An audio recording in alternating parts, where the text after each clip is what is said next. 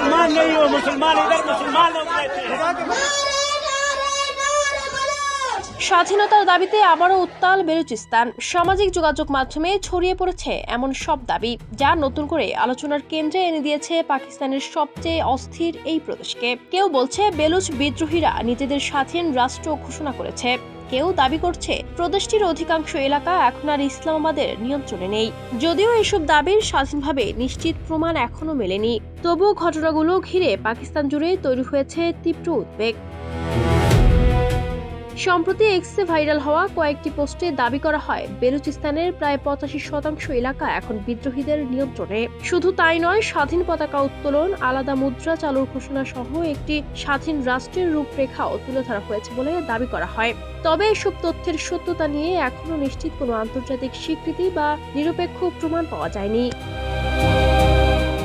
স্বর্ণ, তামা, গ্যাস ও অন্যান্য মূল্যবান খনিজ সম্পদের সমৃদ্ধ বেলুচিস্তান বহু বছর ধরে সংঘাতের কেন্দ্র। দীর্ঘদিন ধরে বিচ্ছিন্নতাবাদী সংগঠনগুলো অভিযোগ করে আসছে তাদের সম্পদের সুবিধা ভোগ করছে কেন্দ্রীয় সরকার, অথচ বেলুচ জনগণ উন্নয়নের সুফল থেকে বঞ্চিত। আর এই ক্ষোভ থেকেই বারবার মাথাচাড়া দিয়ে উঠছে স্বাধীনতার দাবি।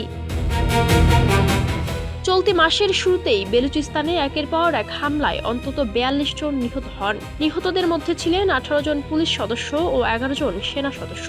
এরপরই কঠোর অবস্থানে যায় পাকিস্তান সরকার। শুরু হয় সামরিক বাহিনীর ব্যাপক অভিযান, যার নাম দেয়া হয়েছে অপারেশন আল আজম।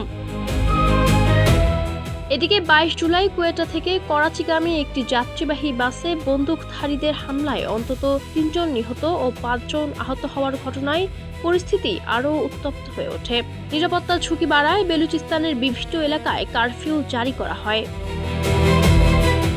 পাকিস্তানের স্বরাষ্ট্রমন্ত্রী মহসিন নাকভি জানিয়েছেন, বেলুচিস্তান থেকে সশস্ত্র গোষ্ঠীগুলোকে নির্মূল না করা পর্যন্ত অভিযান চলবে। তার দাবি, অপারেশন আল আজমের আওতায় ইতোমধ্যেই অন্তত 13 জন সশস্ত্র সদস্য নিহত হয়েছে। সরকারের ভাষ্য, এটি সন্ত্রাস বিরোধী অভিযান। তবে বিচ্ছিন্নতাবাদী সংগঠনগুলোর দাবি, তারা নিজেদের অধিকার ও স্বাধীনতার জন্য লড়াই করছে। অন্যদিকে বেলুচিস্তান প্রদেশের হোম মিনিস্টার মীর জিয়াউল্লাহ ল্যাঙ্গফ এক ভিন্ন বার্তা দিয়েছেন। তার মতে, শুধু সামরিক শক্তি দিয়ে এই সংকটের স্থায়ী সমাধান সম্ভব নয়। রাজনৈতিক সংলাপ, জনগণের অভিযোগ শোনা এবং সংসদীয় আলোচনার মাধ্যমেই দীর্ঘমেয়াদী সমাধানের পথ খুঁজতে হবে।